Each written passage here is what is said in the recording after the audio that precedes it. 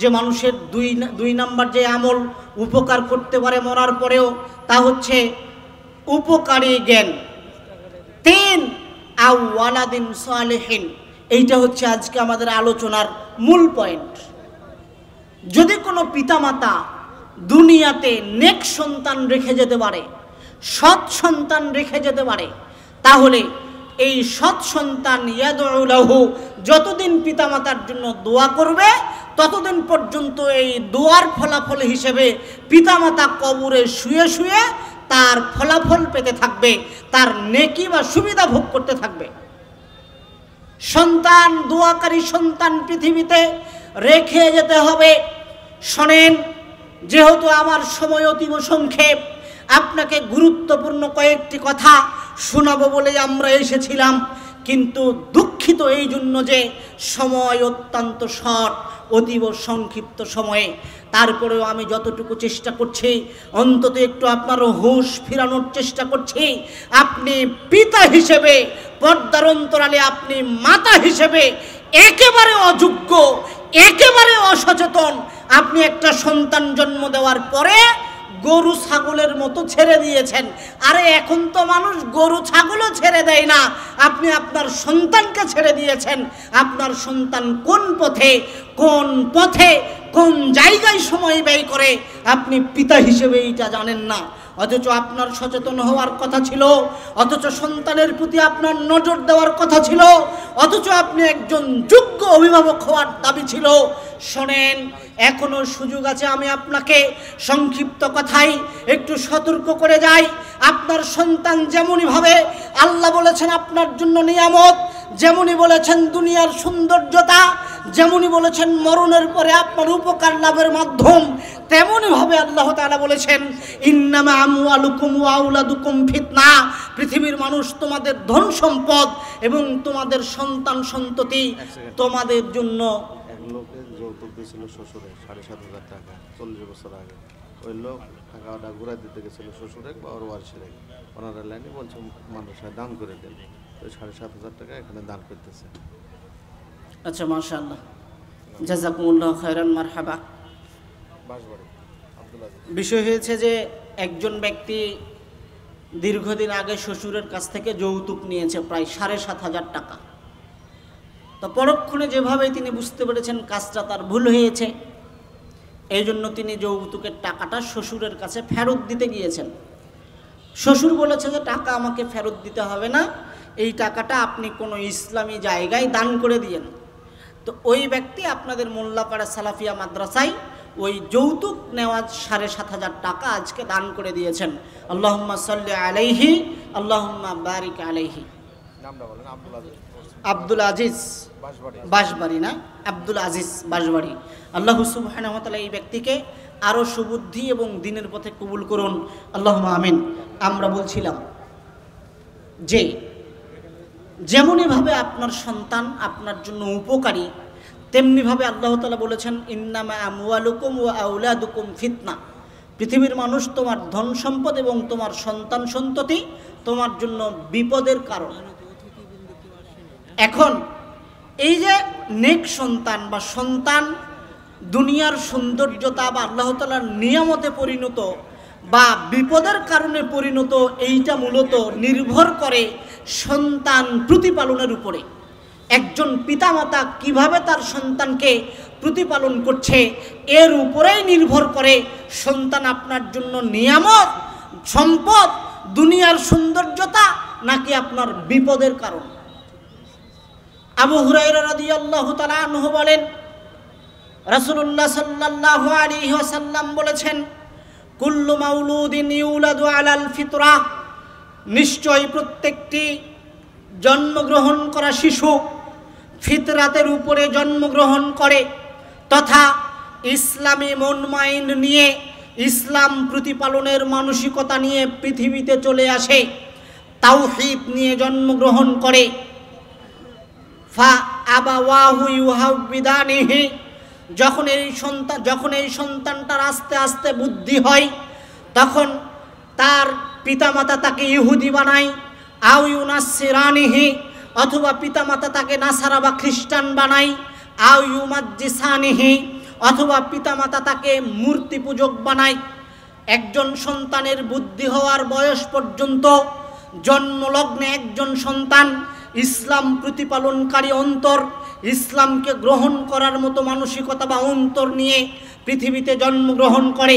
কিন্তু বুদ্ধি হওয়ার পরে যখন সে তার পিতামাতার আচরণ দেখতে পায় যে আমার পিতা ইসলাম বিদ্বেষী, আমার পিতা সালাত আদায় করে না, আমার পিতা মিথ্যা কথা বলে, আমার মা অন্য পুরুষের সাথে গল্প করে কথা বলে, আমার মা টিভি সিরিয়ালে নগ্ন বা আপনার টেলিভিশনে নগ্ন চিত্র দেখে, আমার মা কথায় কথায় মিথ্যা কথা বলে, আমার মা মানুষকে ধোঁকা দেয়।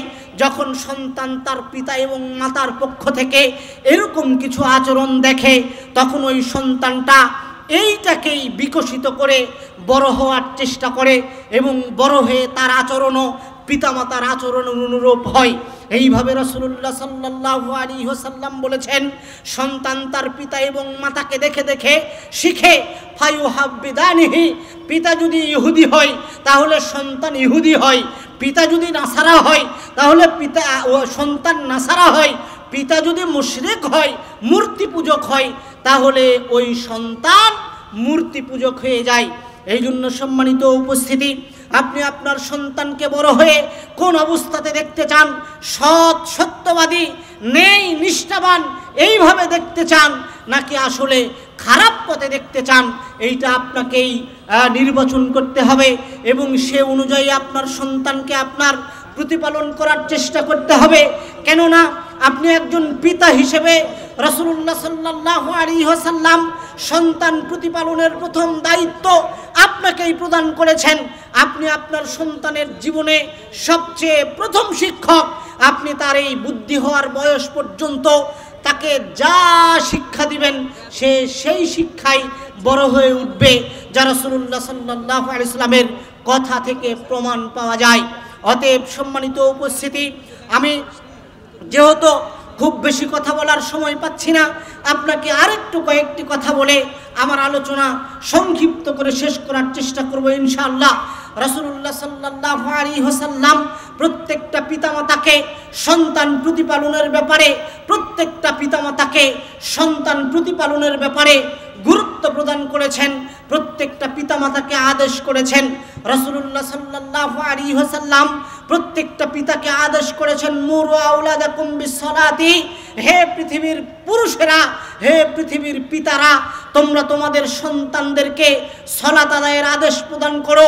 যখন তাদের বয়স 7 বছর হয়, ওয়াদরিবুহুম, আর তাদেরকে প্রহার করে সালাত আদায় করাও, প্রহার করে মসজিদে পাঠাও, প্রহার করে সালাত আদায়ে অভ্যাসী করো যখন তাদের বয়স 10 বছর হয়। কিন্তু আপনার সন্তানের বয়স যখন 2-3 বছর, 4 বছর, তখন আপনি কেয়ার দিতে না পারলেও, আপনি লক্ষ্য দিতে না পারলেও, আপনার স্ত্রীকে সবসময় আপনার সন্তানের জন্য পিছনে লাগিয়ে দিয়েছেন। আপনার সন্তান যেই দিন কিন্ডারগার্টেন, কেজি স্কুলে, প্রাইমারির শিশু শ্রেণীতে প্রথম ভর্তি হয়েছে, সেই দিন মায়ের সাথে স্কুলে চলে গেছে।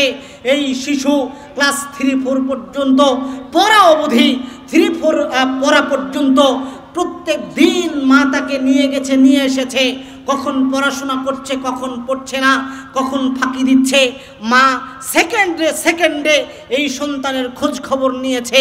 কিন্তু যখন এই সন্তানটি একটু বড় হয়েছে, বুদ্ধি একটু বেড়ে গেছে, যখন তার জীবনকে সে বিপদগামী করার চেষ্টা করেছে, যখন সে খারাপ বন্ধুদের সাথে সঙ্গ দেওয়ার চেষ্টা করেছে, যখন সে মিথ্যা কথা বলতে শিখেছে, যখন সে চুরি করতে শিখেছে, যখন সে খারাপ চিত্র দেখতে শুরু করেছে, তখন আপনি পিতা হিসেবে, আপনার স্ত্রী মা হিসেবে আপনার এই সন্তানের প্রতি গুরুত্ব দেওয়া, নজর দেওয়া বা কেয়ার করাকে ছেড়ে দিয়েছে।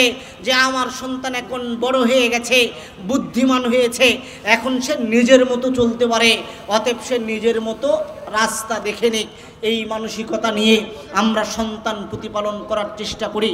শোনেন, সন্তান যদি আপনার অসচেতনতায়, সন্তান যদি আপনার অখিয়াল অবস্থায়, আপনার অযোগ্যতায় যদি আপনি অভিভাবক হিসেবে অযোগ্য প্রমাণিত হওয়ার মাধ্যমে যদি আপনার সন্তান বিপদগামী হয়ে যায়, আপনার সন্তান মিথ্যুক হয়ে যায়, আপনার সন্তান ইফতিজার হয়ে যায়, আপনার সন্তান মেয়েদেরকে উত্ত্যক্তকারী হয়ে যায়, তাহলে আপনি এই দায়ভার এড়াতে পারেন না। আপনি অভিভাবক হিসেবে আপনি দায়মুক্ত নন, বরং এই সন্তানের জন্য দুনিয়াতে আপনি লাঞ্ছিত অপমানিত তো হবেন, কিয়ামতের মাঠেও আপনি ধরা খাবেন। এই প্রস্তুতি গ্রহণ করে থাকেন, এই প্রস্তুতি নেন, কেননা এই সন্তানের জন্য আপনি ধরা খাবেন। আল্লাহ তাআলা বলছেন, যেদিন অপরাধীদেরকে জাহান্নামের দিকে নিয়ে যাওয়া হবে, যেই দিন অপরাধীদেরকে জাহান্নামের দিকে নিয়ে যাওয়া হবে, অপরাধীদের যেই দিন জাহান্নাম ফায়সালা হয়ে যাবে, সেই দিন তারা বলবে, রব্বানা আরিনাল্লাযাইনি আযাল্লানা, হে আমাদের রব, আমরা অপরাধী, আমাদের জাহান্নাম ফায়সালা হয়েছে, এইটা আমরা মেনে নিলাম, তবে যাদের কারণে আমরা পথভ্রষ্ট হয়েছি, যাদের কারণে আমরা অপরাধী হয়েছি, যাদের কারণে আমরা বিপদগামী হয়েছি, ওই সকল লোকদেরকে আমাদের নিকটে একটু নিয়ে আসেন, তাদেরকে একটু আমাদেরকে দেখিয়ে দেন। নাজআলহুমা তাহতা আকদামিনা, আমরা তাদেরকে আমাদের নিচে ফেলে রেখে, শুয়ে রেখে, তাদের উপরে পা দিয়ে আমরা জাহান্নামে যেতে চাই। তাদেরকে নিম্নগামী, আপনার অপমানিত, লাঞ্ছিত, অপদস্থ করে আমরা জাহান্নামে চলে যেতে চাই। সম্মানিত উপস্থিতি, আমার কথা কি বুঝতে পারছেন আপনারা? আমার কথা বুঝতে পারছেন? আচ্ছা, 1 মিনিট, আমি আলোচনা শেষ করছি। হ্যাঁ, ক্যামেরার কথা আমি বুঝতে পেরেছি, একটু ধৈর্য ধারণ করেন। জি, শেষ করছি, আমি শেষ করছি, 1 মিনিট। আচ্ছা, এইটা মহিলাদের দেখার ব্যবস্থা, এইটাতে একটু উত্তেজিত হবেন না, একটু ধৈর্য ধারণ করেন, সবর, একটু ধৈর্য দেন। ধৈর্যের পরিচয় দেওয়া মুমিনের গুণ, একটু ধৈর্য দেন। আমি যেটা বলছিলাম যে আপনি যদি আপনার সন্তানের ব্যাপারে অসচেতন থাকেন, যে আমার সন্তান বড় হয়েছে, যা করে করুক গা, তাহলে এর জন্য কিয়ামতের মাঠে আপনি ধরা খাবেন, মনে রাখিয়েন। এই দায় থেকে আপনি মুক্ত হতে পারবেন না। এই জন্য সন্তানকে প্রতিপালন করার ব্যাপারে বাপ এবং মায়ের, পিতা এবং মাতার ভূমিকা অত্যন্ত অনস্বীকার্য, অত্যন্ত গুরুত্বপূর্ণ। অতএব এখানে যারা পিতা এবং মাতা পর্দার অন্তরালে অবস্থান করছেন, আপনাদের যে সন্তানগুলো রয়েছে, আপনারা চোখ দিয়ে, নজর দিয়ে, সচেতনতার সাথে যোগ্য অভিভাবক হিসেবে আপনার সন্তানদেরকে আপনারা বড় করার চেষ্টা করুন। আল্লাহ সুবহানাহু ওয়া তাআলা আমার শুরু থেকে নিয়ে শেষ পর্যন্ত যতগুলো কথা বলেছি, এই কথাগুলোর উপরে আপনাদের আমল করার তৌফিক দান করুন, অন্তরে গেঁথে নিয়ে জীবনে বাস্তবায়ন করার তৌফিক দান করুন। আল্লাহুম্মা আমিন। ওয়া আখিরু দাওয়ানা আনিল হামদুলিল্লাহি রাব্বিল আলামিন। শেষ পর্যায়ে আমি অনুরোধ রেখে যাই, ওস্তাজি শেখ আব্দুর রাজ্জাক বিন ইউসুফ আসলে আপনারা কোনো রকম বিশৃঙ্খলা করবেন না। আসসালামু আলাইকুম। উনি 10:30টায় ওনাকে উঠিয়ে দেবো ইনশাল্লাহ। আসসালামু আলাইকুম ওয়া রাহমাতুল্লাহ। আলহামদুলিল্লাহ, জাযাকাল্লাহ জনাব আল ফিরোজ সাহেবকে তার সংক্ষিপ্ত সময়ের মধ্যে অত্যন্ত গুরুত্বপূর্ণ আলোচনা রাখার জন্য। সম্মানিত উপস্থিতি, আমাদের আলোচক, প্রধান আলোচক, আপনাদের কাঙ্ক্ষিত মেহমান শেখ আব্দুর রাজ্জাক বিন ইউসুফ ইতিমধ্যে আমাদের মাঝখানে উপস্থিত হয়েছেন। তিনি যথাসময়ে আপনাদের সামনে বক্তব্য রাখবেন। এ পর্যায়ে আপনাদের কাছে আমরা নিবেদন করব যে, আমি বলেছিলাম বক্তব্য চলবে, আপনারা দান করতে থাকবেন। জাযাকাল্লাহ, অনেকেই এর মধ্যে ইতিমধ্যে দান করেছেন এবং আমরা অনুরোধ করব আপনাদের কাছে, সর্বশেষ পর্যন্ত আমরা নামগুলো ঘোষণা দিতে পারবো না, পরিস্থিতির অনুকূল নেই। সুতরাং আল্লাহ তাআলা এগুলো দেখছেন, আল্লাহ তাআলা এগুলো কবুল এবং মঞ্জুর করে নিক, আমরা দোয়া করি। আমরা সবাই আল্লাহুম্মা আমিন। এক্ষেত্রে আপনাদের সামনে দু একটি ঘোষণা এসছে। আগামী 5ই November Hamidpur Shah high school মাঠে একটি ইসলামের সম্মেলন হবে। এই সম্মেলনে বক্তা হিসেবে আছেন শেখ মাহবুর রহমান বিন আব্দুর রাজ্জাক মাদানী, শেখ মোহাম্মদ আকবর বিন আবেদ, এবং ওই 5 তারিখেই শাখারিপাড়া নলডাঙ্গাতে দারুল হুদা শাকারীপাড়া দারুল হুদা ফাজিল মাদ্রাসা প্রাঙ্গণে একটি ইসলামী সম্মেলন। এই সম্মেলনে বক্তব্য রাখবেন, প্রধান বক্তা হিসেবে আছেন শেখ আমানুল্লাহ বিন ইসমাইল মাদানী এবং শেখ আফজাল হুসাইন। এছাড়া 12 নভেম্বর হলুদ ঘরে একটি ইসলামী সম্মেলন আছে, এগুলো দাওয়াত আপনাদেরকে দেওয়া হলো। সঙ্গে সঙ্গে আপনাদের কাছে যাওয়ার সময় আপনারা প্যান্ডেলের হয়তো ডানে বামে কিছু বইয়ের দোকান দেখতে পাবেন, এই বইগুলো সংগ্রহ করার জন্য চেষ্টা করবেন। শেখ আব্দুর রাজ্জাক বিন ইউসুফের বই সহ আর কিছু বই পুস্তক পাবেন। আপনারা আমাদের হাতে দেখছেন সালাতুর রাসূল ডক্টর আসাদুল্লাহ গালিব সাহেবের লেখা বই পথ ইকামতে দিন, ইসলাম কিভাবে কায়েম হবে, বুলেট না কি ভোট না নোটের মাধ্যম দেয়া, এই বিষয়গুলো এখানে আলোচনা করা আছে। কম দাম, আমানতদারিতা, দেশের সকল সম্পদ আজকে এক শ্রেণীর মানুষের পকেটে নিয়ে বিদেশে পাচার করে এগুলো খেয়ানত করছে, এগুলো পাচার করছে, আমানতদারিতা বিষয়ে একটি বই আছে। এছাড়া অল্পে তুষ্টি, আমার অনেক চাই, কত চাই, অল্পে তুষ্টি থাকা বিষয়ে। এবং সর্বশেষ একটি বই আপনাদের কাছে আছে, সেটা হলো যে সিরাতুর রাসূল, মহানবী মুহাম্মদ রাসূলুল্লাহ সাল্লাল্লাহু আলাইহি সাল্লামের জীবনের উপরে সর্ববৃহৎ বাংলা সংস্করণে এই বইটি আছে। এগুলো আপনারা সংগ্রহ করার জন্য চেষ্টা করবেন। সম্মানিত উপস্থিতি, আমি আপনাদের কাছে অনুরোধ করব যে কথাটা, সেটা হলো একজন সভাপতি হিসাবে আমাকে ছোট মানুষ হিসেবে একটি বড় দায়িত্ব দিয়েছেন। আমরা এই ইউনিয়নে দেখেছি অনেক দিন বা যাবৎ সাধনপুরে একটা বড় ইসলামী সম্মেলন হতো। কেন, কি কারণে সম্মেলনটি বেশ কয়েক বছর ধরে বন্ধ আছে। এরপরে শিলপাড়া ইউনিয়নে এই মোল্লাপাড়াতে আজকে শুভ সূচনা হলো। এই সালাফের মাদ্রাসা কল্পে এই এলাকার ধর্মপ্রাণ মানুষের আগ্রহ এবং সহযোগিতার মাধ্যম দিয়ে এই ইসলামী সম্মেলন। আমি অনুরোধ রাখবো, এই সম্মেলনের প্রথম বার্ষিকী আল্লাহ তাআলা যতদিন রাখে কিয়ামত পর্যন্ত এই মাদ্রাসা এবং এই সম্মেলন প্রত্যেক বছর হোক, এটা আপনারা চান? এভাবে সহযোগিতা চাই, আল্লাহ তাআলা আমাদের কবুল এবং মঞ্জুর করে দেয়, আল্লাহুম্মা আমিন। সম্মানিত সুধী মণ্ডলী, প্রথম বার্ষিকী হিসাবে কর্তৃপক্ষ ধারণা করতে পারে নাই যে লোক সমাগম কিরকম হবে, সেহেতু এই প্যান্ডেলটা অত্যন্ত ছোট হয়েছে আজকের আয়োজন অনুযায়ী। সুতরাং আপনাদেরকে অনুরোধ করবো, আমরা আর একজন মুসলিম ভাইকে একটু বসার জায়গা দেন, পাশাপাশি ডানে বামে পিছনে আগে যে যতটুকু পারেন একটু জায়গা অন্য ভাইকে করে দেওয়ার জন্য ব্যবস্থা করবেন। পিছনে ডানে বামে অনেক লোক দাঁড়িয়ে আছে স্থান সংকলন না হওয়ার জন্য, তাদেরকে বসার জন্য আপনারা ব্যবস্থা করে দেবেন। সম্মানিত সুধী মণ্ডলী, এই পর্যায়ে আপনাদের সামনে আজকের এই ইসলামী সম্মেলনের দ্বিতীয় আলোচক, ডাঙ্গিপাড়া জামিয়া সালাফিয়ার সুযোগ্য মুহাদ্দিস শেখ মাহবুব রহমান মাদানী, তিনি উপস্থিত। তাকে আমরা বক্তব্য রাখার জন্য আপনাদের সামনে সবিনয়ে অনুরোধ করছি। বক্তব্য রাখছেন আজকের ইসলামী সম্মেলনের দ্বিতীয় আলোচক শেখ মাহবুব রহমান মাদানী, মুহাদ্দিস, জামিয়া ইসলামিয়া সালাফিয়া মহল্লা, ডাঙ্গিপাড়া, রাজশাহী।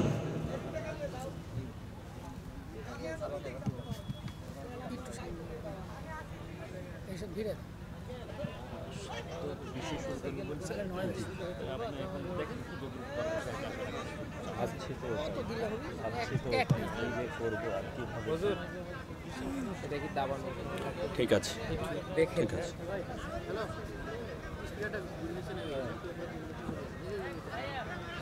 হয়েছে আপনাদের, হয়েছে। সম্মত সুধী মণ্ডলী, আপনাদের শুভ দৃষ্টি আকর্ষণ করছি। অনেকে সাইকেল, মোটরসাইকেল, ভ্যান নিয়ে এসে এখানে ওখানে রেখেছেন। মোল্লাপাড়া এলাকার লোক খুব একটা ভালো না, সুতরাং এগুলো হেফাজত আপনারা নিজে করবেন। এছাড়া এখানে সেখানে রাখলে খারাপ লাগে।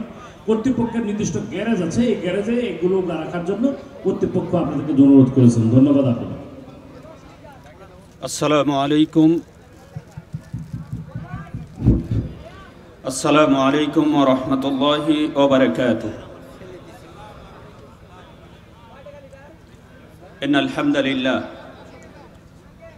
إن الحمد لله نحمده ونستعينه ونستغفره ونؤمن به ونتوكل عليه ونعوذ بالله من شرور أنفسنا ومن سيئات أعمالنا من يهده الله فلا مضل له ومن يضلل فلا هادي له وأشهد أن لا إله إلا الله وحده لا شريك له وأشهد أن محمدًا عبده ورسوله الذي أرسل رسوله بالحق بشيرًا ونذيرًا وداعيًا إلى الله بإذنه وسراجًا منيرًا أما بعد أما بعد فقد أمرنا الله سبحانه وتعالى في كلامه المجيد وفرقانه الحميد. أعوذ بالله من الشيطان الرجيم. بسم الله الرحمن الرحيم. يا أيها الذين آمنوا اتقوا الله حق تقاته ولا تموتن إلا وأنتم مسلمون. وقال الله تعالى في موضع آخر: بسم الله الرحمن الرحيم. من عمل صالحا من ذكر أو أنثى وهو مؤمن فلنحيينه حياة طيبة. وقال النبي صلى الله عليه وسلم عن أسامة بن زيد رضي الله تعالى عنه عن النبي صلى الله عليه وسلم: ما تركت بعدي فتنة هي أضر على الرجال من النساء. متفق عليه. উপস্থিত আল জামিয়া সালাফিয়ার অভিভুক্ত প্রতিষ্ঠান মোল্লাপাড়া সালাফিয়া মাদ্রাসার উন্নতিকল্পে একদিন ব্যাপী ইসলামী মাহফিলের সম্মানিত সভাপতি, আগত মেহমানবিন্দু, সামনে উপবিষ্ট দ্বীনি জ্ঞান অর্জনের উদ্দেশ্যে আগত আমার প্রাণের বন্ধুগণ, পর্দার অন্তরালে মা ও বোনেরা, সংক্ষিপ্ত হামদ এবং দুরুদের পরেই আমরা একটি বিষয় আপনাদের কাছে মেসেজ দিতে চাচ্ছি। আমরা শিক্ষক মানুষ, শিক্ষকদের একটা অভ্যাস হচ্ছে শিক্ষকের দার্সে বসে কোনো ছাত্র অন্যের সাথে কথোপকথন করবে আর শিক্ষক সেখানে দার্স দিবে, এটা শোভনীয় নয়। আমার ক্লাসে বসে কোনো ছেলে ডানে তাকাবে বামে তাকাবে আর আমি টিচিং দিব, এটা আমার জন্য শোভনীয় নয়। এজন্য আমি কর্তৃপক্ষ থেকে শুরু করে আজকের মাহফিলে উপস্থিত সকলের প্রতি বিনীত অনুরোধ রাখছি, আপনারা এসেছেন দ্বীন শিক্ষা করার উদ্দেশ্যে, দ্বীনি জ্ঞান অর্জন করার উদ্দেশ্যে। আজকে একটা দার্সে বসেছেন, দার্সে বসে অন্য মনস্ক হওয়ার যদি মানসিকতা থাকে আপনি বাড়ি চলে যান, এখানে বসার কোনো প্রয়োজনীয়তা নেই। কারণ এটি এমন একটি দার্স যে দার্সে শুধুমাত্র আল্লাহ সুবহানাহু ওয়া তাআলার কালাম এবং রাসূলুল্লাহ সাল্লাল্লাহু আলাইহি ওয়াসাল্লামের সুন্নাহ থেকে আপনাকে কিছু জ্ঞান দেওয়া হবে। যারা আজকে এই সম্মেলনে এসে দ্বীন জ্ঞান অর্জন করার উদ্দেশ্যে এসেছেন অথচ দোকানপাটে রাস্তাঘাটে ঘোরাঘুরি করছেন, মনে রাখবেন আপনার প্রত্যেকটা জীবনের মুহূর্তের প্রত্যেকটা সেকেন্ড আপনার আমল নামায় আপনার কাঁধে যে ফেরেশতা রয়েছে তা লিপিবদ্ধ করছে। আবু বারজা আল আসলামী রাদিয়াল্লাহু তাআলা আনহু তিনি বলছেন, আল্লাহর নবী সাল্লাল্লাহু আলাইহি ওয়াসাল্লাম বলেন, লা তাজালু কদামু ইবনে আদম ইনদা রাব্বিহি হাত্তা